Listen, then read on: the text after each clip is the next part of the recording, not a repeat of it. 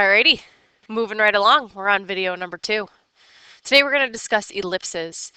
So in order to get everything that you need to out of this video, here's some things to think about while you're watching the video. You need to be able to identify the equation of an ellipse, whether it be standard form or general form. You need to write the equation of ellipse in standard form. I'm going to give you pieces of information such as the center, the vertices, the covertices, the foci. You need to be able to convert from general form to standard form. Again, that's a process of completing the square.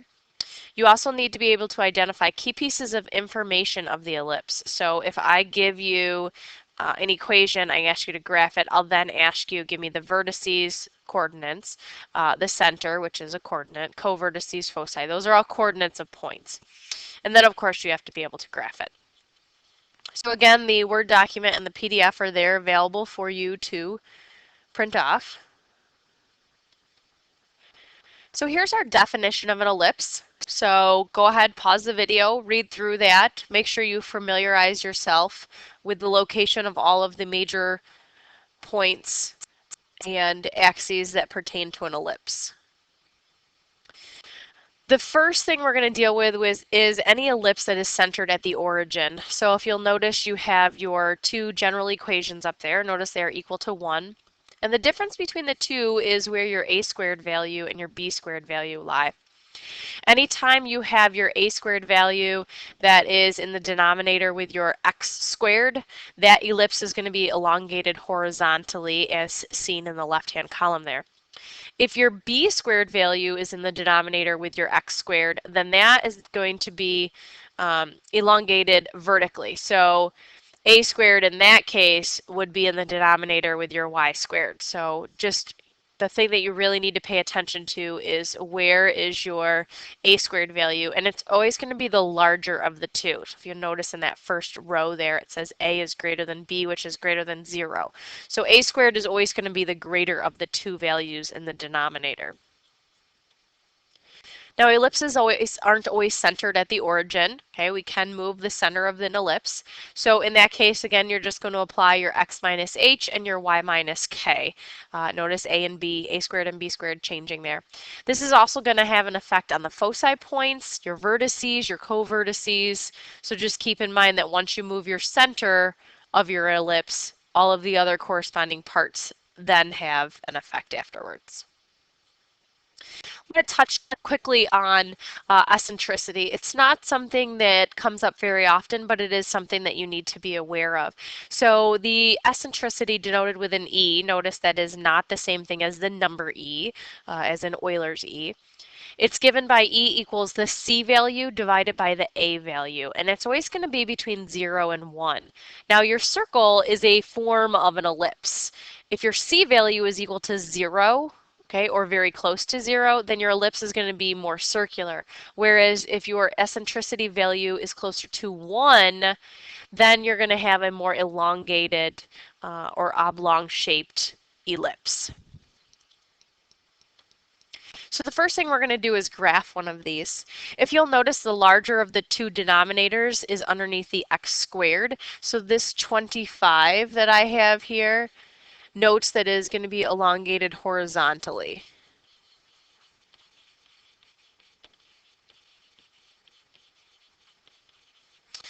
Okay, so if that's the a squared value, then the a value is going to be 5. Just taking the square root of that. And then your b value is going to be 3, which is just the square root of 9.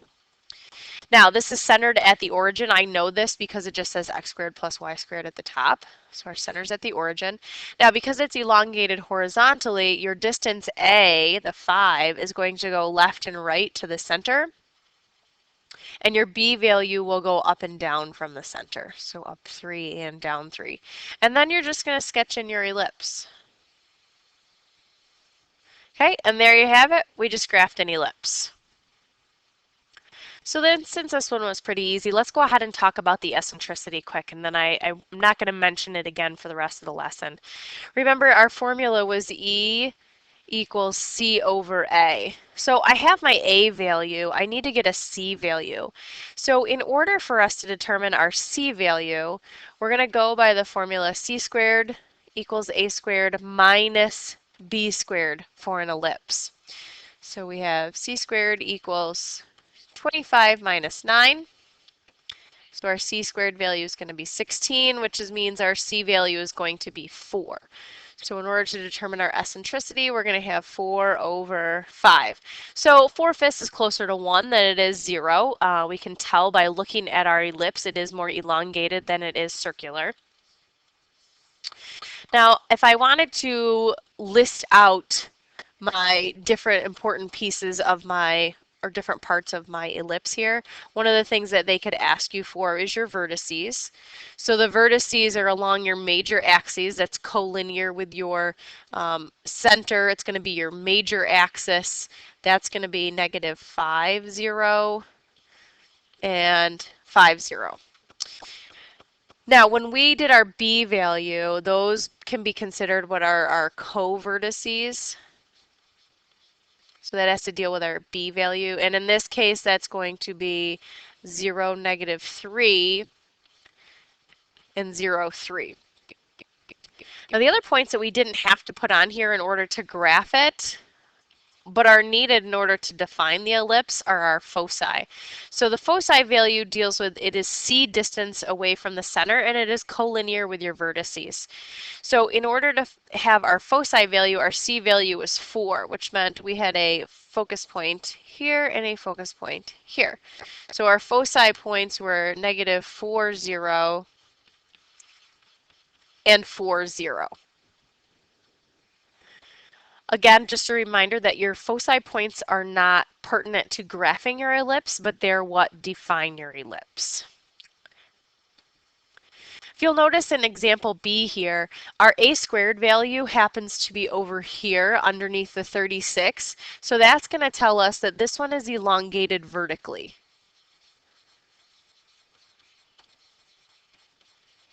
Again, we're still centered at the origin, but in this time our a value is going to be 6 and our b value is going to be 3. So we're going to go up 6 and down 6, and then to the right 3 and to the left 3.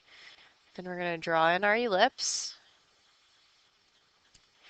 Okay, so there's the difference between our last example and this example. This one is elongated vertically. Now, I want to be able to find my foci points. So a lot of times they'll just give you an equation, they'll tell you to graph it, but then along with that, they'll say, what are the foci points? What are the vertices or the co-vertices? So the vertices and the co-vertices are easy to give. We needed to plot those in order to graph it. So we have 0, 6, and 0, negative 6. And then for our co-vertices, that we have negative 3, 0, and 3, 0. So now let's go ahead and calculate our C value, because remember C is the distance away from your center for your foci. So C squared equals A squared minus B squared. So C squared is equal to 36 minus 9, which in that case is going to give us a C squared value of 27. So that means C is equal to the square root of 27, and if you were to simplify that, you would get 3 square roots of 3.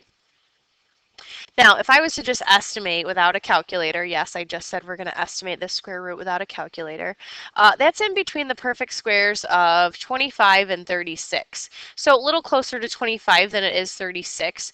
So square root of 25 is 5, square root of 36 is 6, so it's a little more than 5. So if we were to plot this point here, we would just go a little over 5. So just past 5 would be a good approximation for your foci points. Now, when we're going to write out the foci points, so we're going to be more exact. We're going to use the radical values. So in this case, we would be at 0, negative 3 radical 3, and you would be at 0, 3 radical 3. So you would always list them as their exact values. In the next example, it's asking us for the standard form of the equation, so we don't have to graph this, but again, remember I said in the first lesson that graphing is the key to this conics unit. So I'm going to go ahead and plot the points that I have. I have foci values at negative 3, 0, and 3, 0. And then I have vertices at negative 4, 0, and 4, 0. So remember, in an ellipse, your foci lie inside your or your foci points lie inside your ellipse, okay? And what we're going to take a look at here is that this must be elongated horizontally, okay? Because remember, your foci and your vertices lie along the major axes. So because of the points that they're giving us, we know that this is elongated horizontally.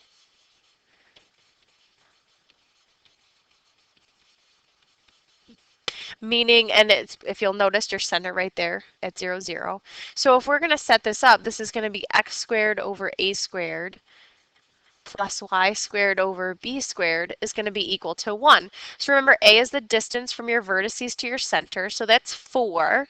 So in other words, your a squared value would be 16. So we have x squared over 16. Now, we have a c value because the distance from your focus point to your center is your c value, and then from your center to your vertices is your a value. We need to know our b value. So we're going to go back to that c squared formula and use that. Now we know that c is 3, so c squared must be 9. We know a squared is 16. And so now we have to find b squared. So b squared is 7. Now we need b squared for our formula. So this is going to be y squared over 7 equals 1. So this is the standard form of your ellipse. Okay, now, we didn't have to draw it, so because if you were going to, you would have to find a b value. The square root is 7. You'd have to approximate it a little bit. But in this case, they just asked us to write the equation. But if you'll notice, graphing it out a little bit helped us out in knowing that it was elongated horizontally, therefore leading to where we had to put our a squared value. In this example here, I want you to notice that we are no longer centered at the origin. Okay, so we now have a new center. Okay, and remember this is h and k, so remember to change your signs. We're going to get a center at 2, -1. Okay, so I'm going to go ahead and plot that. So we have 2, -1. A squared is going to be your 16, so your a value is 4. Because your larger value is underneath with the y squared, this is going to be elongated vertically. So that distance of 4 is going to go up and down. Okay, and then our b value is 3, so we're going to go right and left 3 from the center. And we're going to sketch in our ellipse. Now, if you'll notice when we drew that, it was a little more circular. So if you were to guess your eccentricity value, I would guess that it's going to be closer to 0 than it is to 1, just based on the way that it's shaped. All right, so the next thing, now we already graphed that. That's really all you had to do for that question. But I can now ask you, what are the vertices? What are the foci points? What are the covertices? So those are all things that when you go to do your Math Excel or when you go to take your test, they're all going to ask you to elaborate on that and be able to write those points down. So just make sure you know how to do those. So as a little practice, why don't you pause your video and go ahead and find the vertices for me, and the covertices and the foci. So what I've done up to this point is I've calculated a c value, which I got the square root of 7, which is in between the square root of 4 and the square root of 9. So that's going to be about 2.5-ish something. I went ahead and plotted an approximate value for the foci. I put down your vertices and your covertices. Now what I want you to notice here is we're going to write the foci values. So your foci values, you want to be accurate. So we're going to have the same x value as our vertices. We're going to go over 2. It's going to be the y value that changes. So I'm going to look at this upper foci point here. This is going to be 2, and then I'm going to work off of the y value from our center. So I'm going to say it's going to be -1 plus the square root of 7. So that's one of my foci values. And then the other one I'm going to write is 2, comma, -1 minus the square root of 7. So that would give me my lower focus point. Okay, so that's how you've got to write the foci values when your center is not at the origin. These last two questions pertain to writing the equation, or we're going to graph the ellipse, but the first thing we got to do is write our equation in standard form. Right now it's in general form. So in order to do that, we're going to have to complete the square twice. You're going to have to do it with your x's and with your y's. So these are already nicely grouped between your x's and your y's. I'm going to end up taking this negative 39 and adding it to the other side of our equation. So remember, when you complete the square, you want an a value of 1 or a leading coefficient of 1. So I'm going to factor out a 4 here. Now, in order to complete the square, what value do I have to now add on here? Good, I'm going to add on a 9. Now I'm going to factor out the 25. Okay, what am I going to have to add on there to complete the square? Good, 1. Okay, and then we added the 39 over to the other side. So remember, when you complete the square, you've got to add to the left and to the right-hand side of the equation. But on the left-hand side, we didn't just add 9 and we didn't just add 1. We added 4 times 9. We added 25 times 1. So you have to keep that in mind. So we really added 36 and 25. Okay, so just keep that in mind when you're working through these questions. Okay, so this is going to be 4 times the quantity x plus 3 squared plus 25 times the quantity y minus 1 squared, and that's all going to add up to 100. Now, in standard form, it's got to be equal to 1. So we're going to go through and we're going to divide everything by 100 so that it'll be equal to 1. So this is going to reduce, as will this, as will this. So now our standard form is going to be the quantity x plus 3 squared over 25, y minus 1 squared over 4, and that's all going to be equal to 1. So that's now in standard form. Where's the center at? Well, the center is now at negative 3, 1. So our center's up here. This is going to be elongated horizontally. Your a squared value comes first. So horizontally, we're going to go 5 in each direction.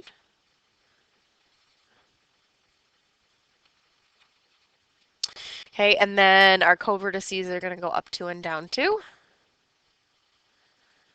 And this is going to be our ellipse.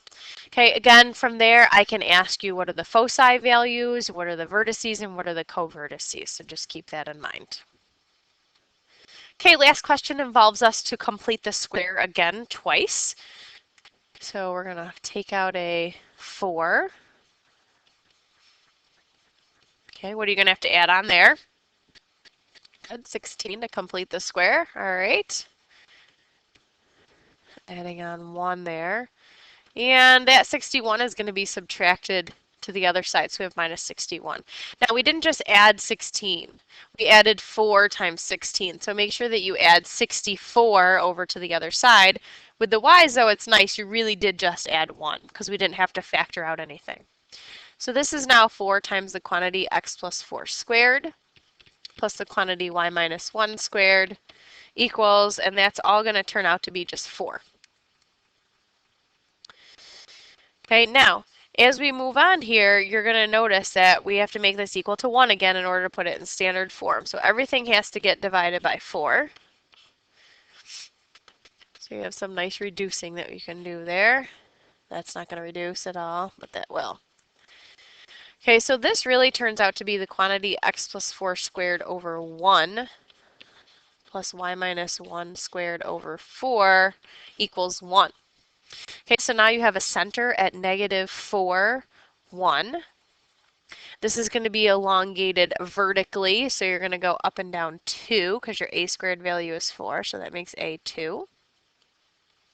And you're going to go right and left 1. Okay, and again, from here, you can be asked to find the foci points, list your vertices, your covertices, your center. All right, so that concludes our lesson on ellipses. So now you can go ahead and complete your Math Excel assignment that pertains to ellipses. Have a great day.